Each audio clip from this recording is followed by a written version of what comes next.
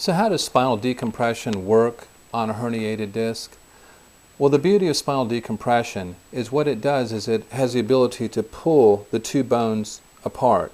And what causes the biggest problem with disc herniation is that over time the damage has been done and that disc keeps getting smaller and smaller and smaller. So if you can imagine that if this is a road here and this is the side of a tire, if it's blown up the way it's supposed to be, we have a slight curve on the outside, but if you lose all the air it tends to bulge further and further and further and sticks out more and more on this side here. So if this nerve is coming out here, it can actually just sit down right on the nerve.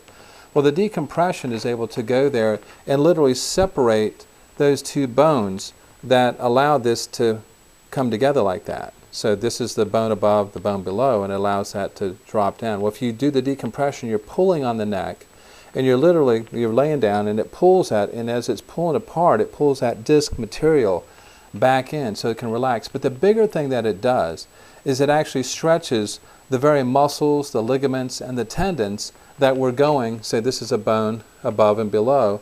If you have this disc in this position here, you have muscles, ligaments, and tendons that are going over and around this area, and they tend to shrink as well to allow stability within those discs areas themselves between the two bones.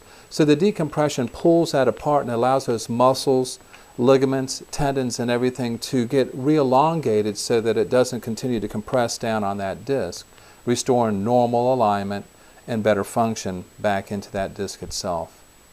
Remember to give us a call if you're having neck pain. You'll be glad that you did.